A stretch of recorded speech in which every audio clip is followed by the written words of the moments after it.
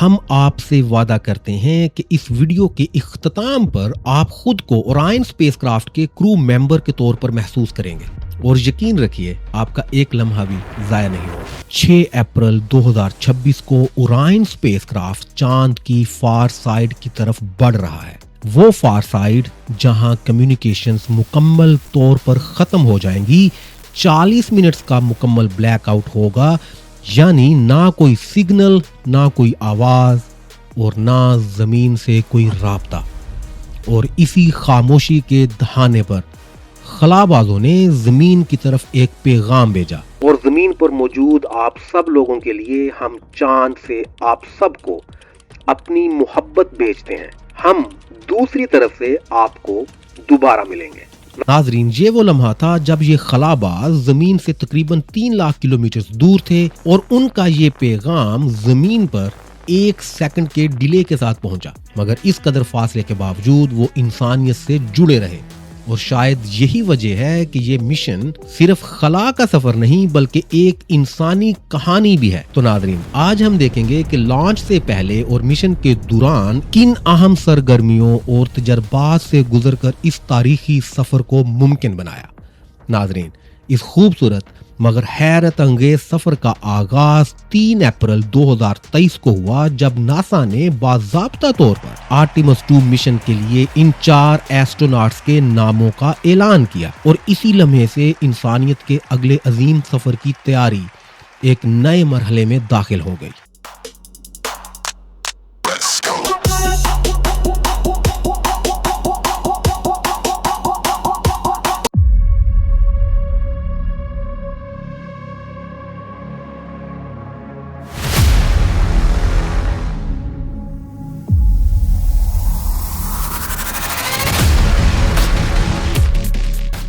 میں Christina coach ہوں اور اس مشن میں مشن اسپیشلسٹ ہوں۔ میں جیریمی ہینسن ہوں اور میں بھی مشن اسپیشلسٹ ہوں۔ میں وکٹر گلوور ہوں اور میں اس مشن کا پائلٹ ہوں۔ میں ریڈ وائز مین ہوں اور آرٹیمس 2 کا کمانڈر ہوں۔ چاند کی طرف، چاند کی طرف، چاند کی طرف۔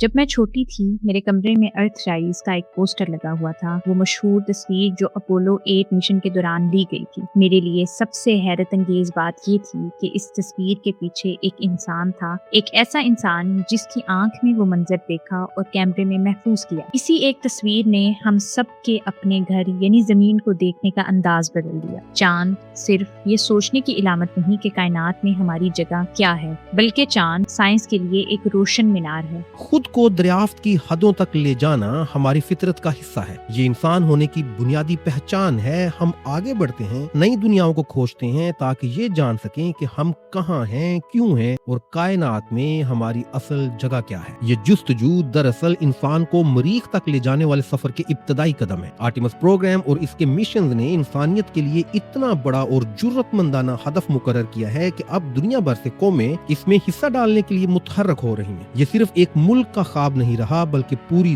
دنیا اس میں شریک ہو رہی ہے۔ جب میں آرٹیمس 2 مشن کی ٹیم میں وکٹر، کرسٹینا اور جیریمی کو دیکھتا ہوں تو صاف محسوس ہوتا ہے کہ یہ سب اس مشن کے لیے کتنے پرعزم ہیں۔ ان کے اندر بے پناہ جذبہ ہے مگر ساتھ ہی بے حد عاجزی بھی۔ ان کے ساتھ ہونا واقعی ایک شاندار تجربہ ہے۔ آرٹیمس 2 ایک بہت بڑا مشن ہے، لیکن مجھے امید ہے کہ ایک دن ہم پیچھے مڑ کر دیکھیں گے اور سمجھیں گے کہ یہ دراصل مریخ پر انسان کی موجودگی اور چاند پر مستقل قیام کی جانب ایک چھوٹا مگر فیصلہ کن قدم تھا۔ آرٹیمس 2 ناسا کے لیے پہلا حقیقی فلائٹ ٹیسٹ ہوگا جس میں اورائن خلائی جہاز چاند کے گرد سفر کرے گا، تاکہ یہ ثابت کیا جا سکے کہ آج کی ٹیکنالوجی انسان کو گہرے خلا میں لے جانے کے لیے قابل ہے۔ تمام انسانیت کے لیے چاند کی سطح پر ہم تیار ہیں۔ ہم روانہ ہو رہے ہیں چاند کی طرف، تمام انسانیت کے لیے۔ اس تاریخی اعلان کے چند ہی دن بعد 7 اپریل 2023 کو ان منتخب کردہ ایسٹروناٹس کے اعزاز میں ایک پروقار تقریب منعقد کی گئی۔ جہاں بل نیلسن نے ان کا استقبال یوں کیا: ہم مل کر تلاش کے ایک نئے دور کا آغاز کریں گے، ایک ایسی نسل کے لیے جو ستاروں کے مسافر اور خواب دیکھنے والے ہوں گے، چاند تک، مریخ تک اور اس سے بھی آگے۔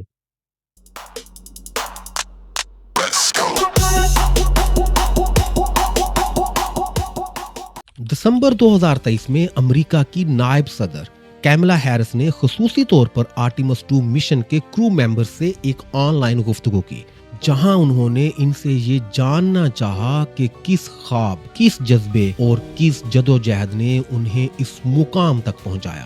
یہ وہ لمحہ تھا جب ان خلابازوں نے اپنی زندگی کے خوابوں کو اپنے الفاظ میں بیان کیا۔ کیا آپ بتا سکتے ہیں کہ جب آپ بچپن میں تھے تو آپ ان سب چیزوں کے بارے میں کیا سوچتے تھے، اور ان ابتدائی خیالات سے یہاں تک پہنچنے کا سفر کیسے طے ہوا؟ سچ کہوں تو میرے لیے یہ ایک غیر روایتی راستہ تھا، اور میں ہمیشہ دوسروں سے بھی یہی کہتی ہوں کہ اپنے منفرد راستے پر چلیں۔ یہ سب اپنی حقیقی دلچسپیوں کے پیچھے جانے سے شروع ہوتا ہے۔ میں نے پوری زندگی خلاباز بننے کا خواب دیکھا، اور بہت سے لوگوں نے مجھے بتایا کہ خلاباز بننے کا ایک مخصوص فارمولا ہوتا ہے، لیکن مجھے یاد ہے کہ مڈل اسکول کے زمانے سے میں یہ فیصلہ کر چکی تھی کہ اگر میں خلاباز بنی اور اگر میں خود کو اس عظیم پروگرام کے قابل ثابت کروں تو یہ صرف اس لیے نہیں ہوگا کہ میں نے ایک چیک لسٹ کے مطابق زندگی گزاری، بلکہ اس لیے ہوگا کہ میں نے اپنے دل کی آواز سنی اور اپنے شوق کا راستہ اپنایا۔ میں بہت خوش قسمت ہوں کہ میں ایسا کر سکی۔ میں نے ہمت کی، آگے بڑھی۔ میں لوگوں سے کہتی ہوں، وہ کام کرو جو تمہیں سب سے زیادہ ڈراتا ہے، اور اپنے آس پاس کے لوگوں کا ساتھ دو۔ مجھے ان لوگوں کی حمایت ملی جو مجھ پر یقین رکھتے تھے۔ میرے سفر میں 2 خاص موڑ ایسے ہیں جو واقعی سنگ میل ثابت ہوئے۔ یہ سفر اس وقت شروع ہوا جب میں تقریباً 10 سال کا تھا اور ٹی وی پر پہلی بار اسپیس شٹل کی لانچ دیکھی۔ اس وقت مجھے یہ بھی معلوم نہیں تھا کہ اسپیس شٹل کے اندر خلاباز موجود بھی ہوتے ہیں، یا یہ کہ اس کو اڑانے کے لیے ایسٹروناٹ، پائلٹ یا انجینئر بننا پڑتا ہے۔ میں نے ان میں سے کچھ نہیں سوچا،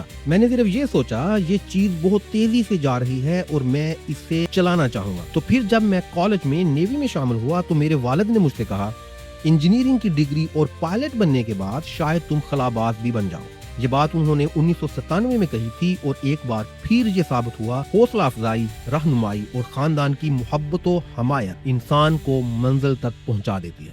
مزہ آ گیا۔ جب لوگ آپ کے مشن کو دیکھتے ہیں تو وہ محسوس کرتے ہیں کہ ذہنی حدیں توڑی جا سکتی ہیں، اور اگر ہم خود کو چیلنج کریں اور بلند حوصلہ رکھیں تو کچھ بھی ناممکن نہیں۔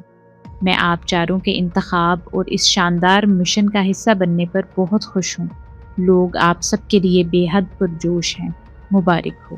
ناظرین، یہ تو تھی ان لمحات کی جھلک جو دنیا نے دیکھی، مگر اصل امتحان اس سے بہت پہلے شروع ہو چکا تھا۔ آرٹیمس 2 مشن سے قبل ان چاروں ایسٹروناٹس کو مہینوں نہیں بلکہ برسوں تک سخت جسمانی، ذہنی اور تکنیکی تیاریوں سے گزارا گیا۔ انہوں نے اورائن اسپیس کرافٹ کے سپلیش ڈاؤن ریکوری سیمولیشنز میں حصہ لیا، جہاں سمندر میں کیپسول لینڈنگ کے بعد ریسکیو پروسیجرز کی بار بار ایکسرسائز کروائی گئی تاکہ پیسیفک اوشن میں واپسی کے ہر مرحلے کو محفوظ بنایا جا سکے۔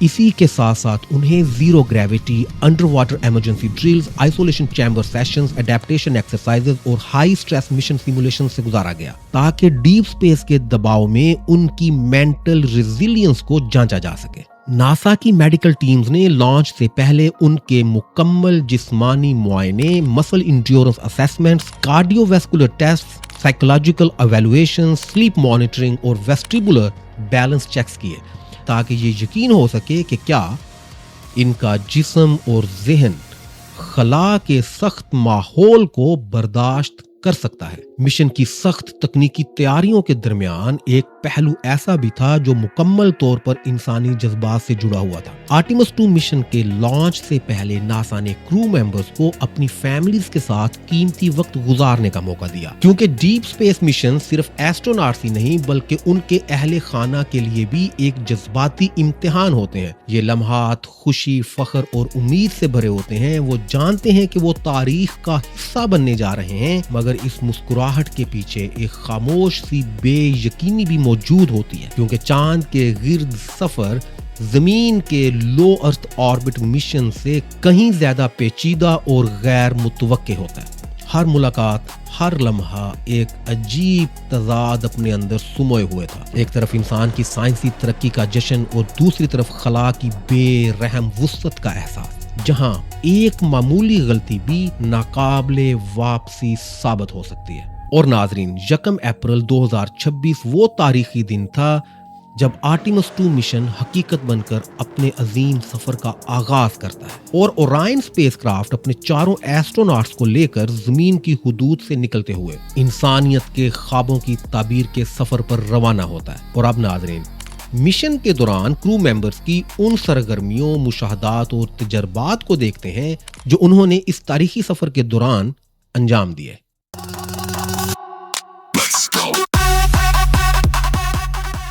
لانچ کے بعد خلابازوں نے اسپیس کرافٹ کے تمام اہم سسٹمز کو مانیٹر اور ویریفائی کیا۔ اسی دوران اورائن اسپیس کرافٹ نے ارتھ آربٹ میں داخل ہوتے ہوئے تقریباً 28,000 کلومیٹر فی گھنٹہ کی رفتار حاصل کر لی۔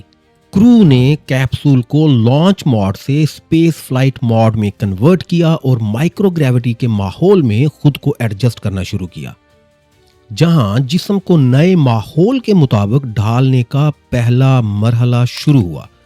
گراؤنڈ کنٹرول کے ساتھ مسلسل رابطے میں رہتے ہوئے انہوں نے ابتدائی چیک لسٹ مکمل کی۔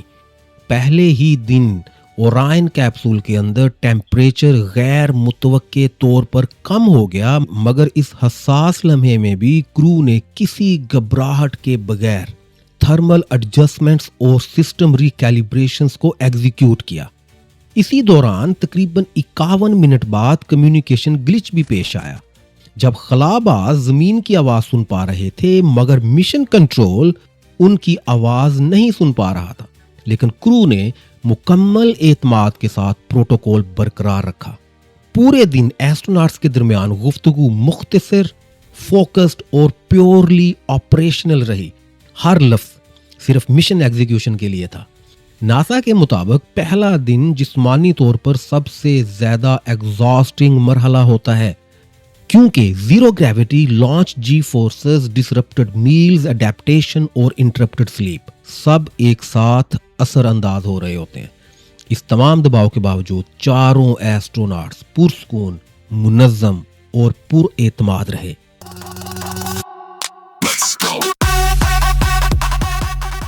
ناظرین، آرٹیمس 2 مشن کے دوسرے دن کرو ایکٹیویٹیز ایک مسلسل اور منظم فلو میں آگے بڑھتی رہیں، جہاں لانچ کے تقریباً 6 گھنٹے 10 منٹس بعد خلابازوں نے کمیونیکیشن اور کیمرہ سسٹمز کو کامیابی سے چیک کیا اور پہلی بار خلا سے زمین کا واضح منظر دیکھا۔ اسی دوران انہوں نے اسپیس کرافٹ کے اندر کیبن ٹمپریچر اور ایئر فلو کو بہتر بنانے کے لیے گراؤنڈ کنٹرول سے بات چیت بھی کی، جو اس بات کی علامت ہے کہ وہ ایکٹیولی اپنے ماحول کو مینج کر رہے تھے۔ اس کے بعد کرو نے ایک اہم مرحلے پیریگی ریز برن کی تیاری کی، جو تقریباً 1 منٹ تک جاری رہا اور جس کا مقصد اسپیس کرافٹ کے آربٹ کو درست ٹریجیکٹری میں لانا تھا۔ یہ برن کامیابی سے مکمل ہوا، حتیٰ کہ ایک اضافی ٹرم برن بھی ایگزیکیوٹ کیا گیا۔ اسی دوران اسپیس کرافٹ تقریباً 38,000 مائلز اپوجی تک پہنچا، جس کے بعد اگلے بڑے مرحلے کی تیاری شروع ہوئی۔ اسی دن کرو نے لائف سپورٹ سسٹمز کو تفصیل سے چیک کیا۔ ایک چھوٹا سا پروسیجرل مسئلہ بھی پیش آیا جب ٹوائلٹ سسٹم صحیح طرح ایکٹیویٹ نہیں ہوا، لیکن کرو نے کاملی اسے ڈائیگنوز کر کے درست طریقے سے پرائم کیا اور سسٹم دوبارہ فنکشنل ہو گیا۔ اور یہ اس بات کا ثبوت ہے کہ خلا میں چھوٹی چیزیں بھی کتنی اہم ہوتی ہیں۔ مزید یہ کہ کرو نے ایکسرسائز ایکوپمنٹ کو بھی ٹیسٹ کیا، جو زیرو گریوٹی میں جسمانی صحت برقرار رکھنے کے لیے ضروری ہے، اور اس دوران جسمانی تھکن کے باوجود انہوں نے اپنی ساری ایکٹیویٹیز مکمل کی۔ ساتھ ہی ساتھ پانی کو محفوظ رکھنے کے لیے واٹر بیگز بھی تیار کیے گئے تاکہ کسی ممکنہ ویلو ایشو کی صورت میں بیک اپ موجود ہو۔ یہ کرو کی پرو ایکٹیو پلاننگ کو ظاہر کرتا ہے۔ سب سے اہم مرحلہ اس وقت آیا جب کرو نے ٹرانس لونر انجیکشن برن ایگزیکیوٹ کیا، जो एक फैसला कुन लम्हा था। इसी बर्न ने ओरायन को जमीन के मदार से निकालकर चांद की जानब रवाना कर दिया। इससे पहले कुछ कॉशन अलार्म्स भी आए, मगर क्रू ने उन्हें फौरन समझकर बगैर किसी घबराहट के हैंडल किया।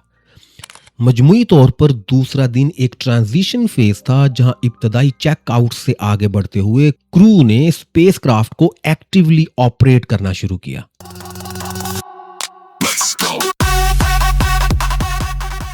तीसरे दिन क्रू एक ज्यादा सेटल्ड मगर मुकम्मल फोकस्ड रूटीन में दाखिल हो चुका था और उनकी गुफ्तगू, मूवमेंट्स और टास्क एग्जीक्यूशन में वाज़े कॉन्फिडेंस और सिंक्रोनाइजेशन महसूस होने लगी थी। कमांडर रेड वाइसमैन ने रिलैक्स्ड मगर स्टीडी अंदाज में क्रू कोऑर्डिनेशन संभाली और साथ ही ओरायन की खिड़कियों से जमीन की तस्वीर भी ली, जो उनकी ऑब्जर्वेशनल अवेयरनेस को जाहिर करता है। Victor Glover spacecraft system readiness पर फोकस्ड रहे, जबकि क्रिस्टीना कोच केबन ऑर्गेनाइजेशन और वेस्ट मैनेजमेंट में सबसे ज्यादा एक्टिव नजर आई। इसी दिन दोबारा फिर एक अनएक्सपेक्टेड चैलेंज उस वक्त सामने आया जब ओरायन के टॉयलेट सिस्टम में फंक्शनल इशू पैदा हुआ। वेस्ट वाटर सिस्टम सही तरह एक्टिवेट नहीं हो रहा था, जिससे वेस्ट फ्लो टेम्पोरेरीली मुतासिर हुआ। कन्फाइंड स्पेसक्राफ्ट एनवायरनमेंट में ये एक संजीदा मसला था। क्रिस्टीना कोच और विक्टर ग्लोवर ने फौरी तौर पर ट्रबल शूटिंग प्रोसीजर्स फॉलो किए, वेल्व्स और प्रेशर लाइंस चेक किए गए और क्रू ने सिस्टम को मैन्युअली रीप्राइम करके दोबारा से ऑपरेशनल बना लिया। इस पूरे मरहले में कहीं भी घबराहट नजर नहीं आई, बल्कि एस्ट्रोनॉट्स ने इसे एक ट्रेंड प्रॉब्लम सॉल्विंग एक्सरसाइज की तरह हैंडल किया, जो उनकी कैपेबिलिटीज और प्रोफेशनलिज्म का वाज़ेह सबूत था। उसी दिन क्रू ने पहली बार अपने घर वालों से भी बात की, जो जज्बाती तौर पर एक बहुत अहम लम्हा था और जिसने उनकी मेंटल स्टेबिलिटी और मोटिवेशन को मजीद मजबूत किया। मजमूई तौर पर तीसरा दिन टीम वर्क, टेक्निकल एडजस्टमेंट्स और इमोशनल ग्राउंडिंग का मतवाजन इम्तिजाज था।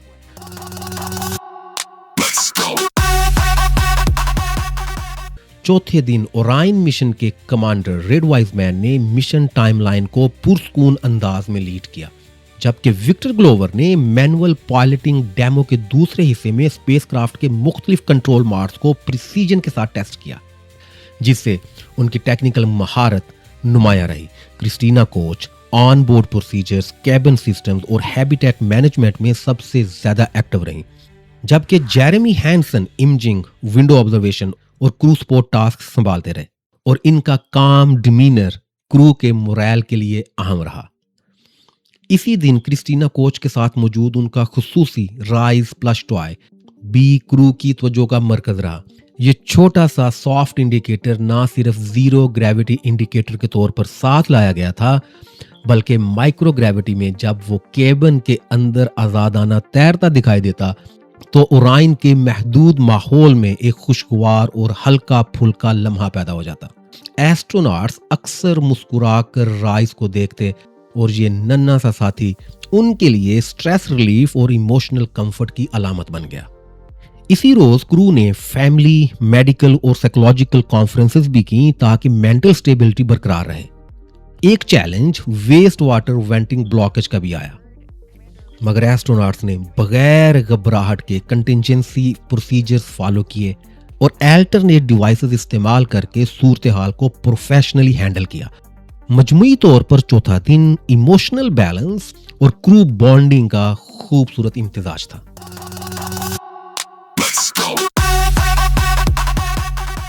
पांचवें दिन ओरायन के अंदर खलाबाज मुकम्मल तौर पर डीप स्पेस रिदम में आ चुके थे। क्रिस्टीना कोच और Jeremy Hansen cabin procedures, on board reviews और लूनर फ्लाई बाय प्रिपरेशन में मसरूफ रहे। दोनों ने moon fly by observation plans का तफसीली जायजा लिया और उनके अंदाज से प्रोफेशनल फोकस के साथ एक्साइटमेंट भी वाज़ेह थी। उसी दौरान क्रू ने ऑरेंज लॉन्च एंट्री सूट्स पहनकर जीरो ग्रेविटी कंटिजेंसी ड्रिल्स की, जिनमें बल्कि सूट्स के साथ protein shake intake movement, seat setup और इमरजेंसी मेडिकेशन प्रोसीजर्स शामिल थे और ये फिजिकली चैलेंजिंग ड्रिल थी। مگر ایسٹروناٹس نے اسے ڈسپلن کے ساتھ مکمل کیا۔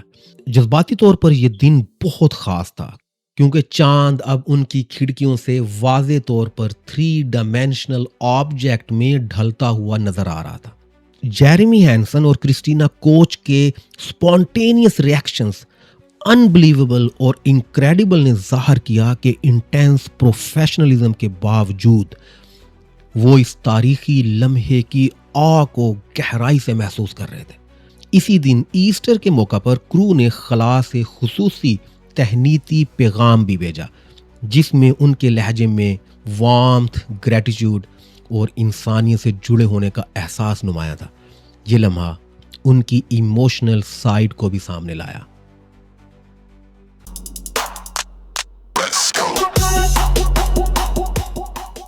چھٹے دن اورائن کے اندر خلاباز مکمل طور پر ایک میچور ڈیپ سپیس کرو میں ڈھل چکے تھے۔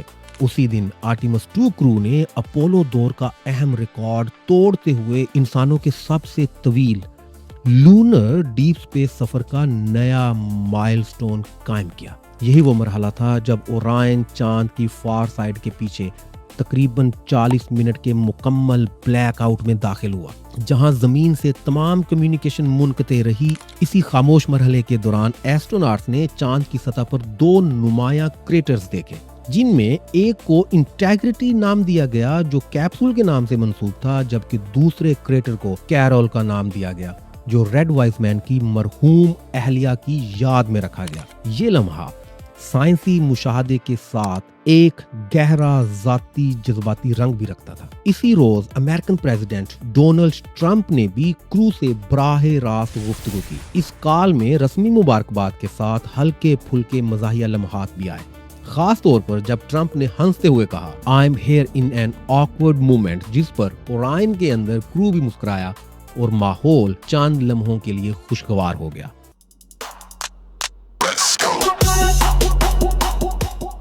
ناظرین، آرٹیمس 2 مشن کے 7ویں دن کرو ایکٹیویٹیز ایک اہم مرحلے میں داخل ہو چکی تھیں، جہاں مشن ٹائم کے مطابق تقریباً 5 دن اور 17 گھنٹے پر کرو کو جگایا گیا، جبکہ وہ زمین سے تقریباً 3,65,000 کلومیٹر اور چاند سے تقریباً 79,000 کلومیٹر دور تھے۔ اسی دن کرو نے اپنے لونر فلائی بائی کے دوران حاصل کی گئی امیجز اور وائس نوٹس کو سائنس ٹیمز کے ساتھ ریویو کیا، جہاں تقریباً 54 منٹس کے ایکلپس جیسے نایاب مشاہدات پر گفتگو ہوئی۔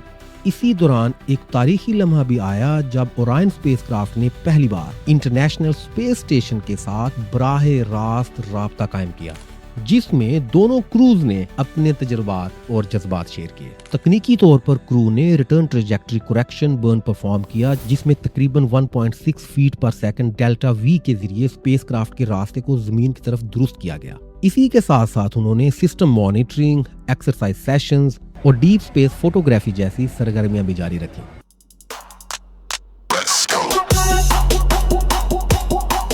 8ویں دن اب مشن اپنے آخری اور نہایت اہم مرحلے میں داخل ہو چکا تھا۔ کمانڈر ریڈ وائز مین نے انٹری ٹائم لائن اور کرو کوآرڈینیشنز کو لیڈ کیا، جبکہ وکٹر گلوور نے مینول پائلٹنگ ڈیمانسٹریشنز میں سپیس کرافٹ کو آرکٹرس، سٹار الائنمنٹ اور پھر ارتھ سینٹرڈ اورینٹیشن میں مینولی سٹیئر کیا۔ مگر 8ویں دن کا سب سے خوبصورت پہلو وہ جذباتی لمحہ تھا جب یہ چاروں خلاباز جو اپریل 2023 میں منتخب ہونے کے بعد سے مسلسل ایک ساتھ ٹریننگ کر رہے تھے، واپسی کے سفر میں اورائن کے اندر چند یادگار لمحات ایک دوسرے کے ساتھ بانٹتے نظر آئے۔ چاند کے گرد تاریخی اور ریکارڈ بریکنگ سفر کے بعد گھر واپسی کے راستے پر انہوں نے سپیس کرافٹ کے اندر خصوصی گروپ فوٹوز لیں، جن میں صرف مسکراہٹیں نہیں بلکہ 3 سال کی محنت، قربانی، دوستی اور مشترکہ خوابوں کی جھلک محفوظ ہو گئی۔ یہ تصاویر ان کے لیے صرف مشن میموریز نہیں تھیں بلکہ اس غیر معمولی سفر کی علامت تھیں جس نے انہیں ایک کرو سے بڑھ کر ایک خاندان بنا دیا تھا۔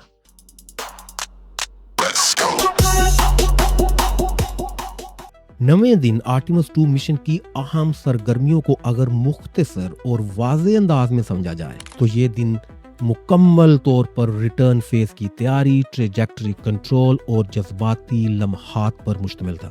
اس دن کرو نے سپیس کرافٹ کے اندر سامان کو ترتیب دینا شروع کیا، جیسے کوئی طویل سفر کے بعد واپسی سے پہلے تیاری کرتا ہے۔ زمین کے خوبصورت مناظر کی تصاویر اور ویڈیوز بنائی گئیں جو نہ صرف سائنسی بلکہ جذباتی اہمیت بھی رکھتی تھی۔ گراؤنڈ کنٹرول کے ساتھ انٹری پروسیجرز کی ڈیٹیلڈ ڈسکشنز کی گئیں۔ تکنیکی طور پر سب سے اہم سرگرمی ریٹرن ٹریجیکٹری کریکشن برن کو پرفارم کیا گیا، جس میں تقریباً 9 سیکنڈ کے برن کے ساتھ تقریباً 5.37 fat per second velocity change حاصل کی گئی۔ اس کا مقصد اسپیس کرافٹ کے راستے کو انتہائی درستگی کے ساتھ ارتھ ری انٹری کے لیے الائن کرنا تھا۔ اسی دن اسپیس کرافٹ تقریباً 1,14,000 مائلز زمین سے دور تھا اور اس کی رفتار تقریباً 30,400 مائلز پر آور تھی۔ مطلب یہ ہے کہ یہ مشن واپسی کے راستے کو ہاف وے پوائنٹ سے عبور کر چکا تھا۔ کرو نے عوام اور حکومتی نمائندوں کے ساتھ لائیو گفتگو کی، جہاں انہوں نے اپنے بچپن کے خواب، انسپیریشنز اور خلا کے تجربات شیئر کیے۔ ایک ایسٹروناٹ نے بتایا کہ چاند کے قریب پہنچ کر انہوں نے شکر گزاری کی دعا کی اور اس خواہش کا اظہار کیا کہ زمین پر موجود لوگ بھی اس لمحے کو ٹوگیدرنس کے ساتھ محسوس کریں۔ کرو کو اپنی فیملیز اور عوام کی طرف سے ملنے والے پیغامات نے مینٹل بوسٹ دیا، جو انٹری سے پہلے بہت اہم تھا۔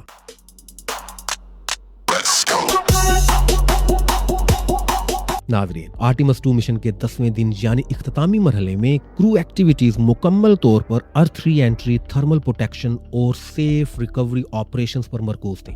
سب سے پہلے اورائن اسپیس کرافٹ نے کرو ماڈیول اور سروس ماڈیول سیپریشن کامیابی سے مکمل کی، جس کے بعد کیپسول تقریباً 120 کلومیٹر کی بلندی سے زمین کے ماحول میں داخل ہوا، جہاں اس کی رفتار تقریباً 38,000 کلومیٹر فی گھنٹہ تھی۔ اس مرحلے پر ایٹماسفیئر کے ساتھ شدید فرکشن کے باعث درجہ حرارت ہزاروں ڈگری سینٹی گریڈ تک پہنچ جاتا ہے، جہاں ایبلیٹو تھرمل پروٹیکشن سسٹم ایکٹیویٹ ہوا اور ہیٹ کو ایبزارب اور ڈسیپیٹ کرتا رہا تاکہ اندر موجود کرو محفوظ رہے۔ جیسے جیسے کیپسول نیچے آیا، ایک مرحلہ وار پیراشوٹ سیکوینس شروع ہوا۔ سب سے پہلے ڈراگ پیراشوٹس ڈپلائے ہوئے، جنہوں نے کیپسول کو سٹیبلائز کیا۔ پھر پائلٹ پیراشوٹس نے مین پیراشوٹس کو باہر نکالا اور آخرکار تینوں پیراشوٹس مکمل طور پر کھل گئے، جنہوں نے رفتار کو تیزی سے کم کر کے ایک سٹیبل اور کنٹرولڈ ڈسینٹ ممکن بنایا۔ اسی دوران کرو نے پیراشوٹس کی ڈپلائمنٹ کو ویژولی کنفرم کیا، جی فورسز، ڈسینٹ ریٹ اور سسٹم پرفارمنس کو مسلسل مانیٹر کیا اور گراؤنڈ کنٹرول کے ساتھ ریئل ٹائم کمیونیکیشن برقرار رکھی۔ سپلیش ڈاؤن سے پہلے کرو نے ریکوری بیکن ایکٹیویٹ کر کے اپنی درست لوکیشن ٹرانسمٹ کی اور پھر پیسیفک اوشن میں کنٹرولڈ سپلیش ڈاؤن کے بعد کیپسول کے اندر رہتے ہوئے ریکوری ٹیمز کے ساتھ کوآرڈینیشن جاری رکھا۔ ابتدائی میڈیکل اسیسمنٹ کے مطابق تمام کرو ممبرز گرین سٹیٹس میں تھے، یعنی مکمل طور پر ہوش میں، سٹیبل اور صحت مند۔ ایکسٹریکشن فیز میں ایک ایک کر کے چاروں ایسٹروناٹس کو کیپسول سے باہر نکالا گیا، جہاں انہوں نے مکمل ہوش، سٹیبلٹی اور واضح خوشی کے ساتھ ریکوری پروسیس مکمل کیا۔ یوں یہ خطرناک مگر نہایت اعلیٰ درجے کا تکنیکی اور انسانی مشن کامیابی سے اپنے اختتام کو پہنچا۔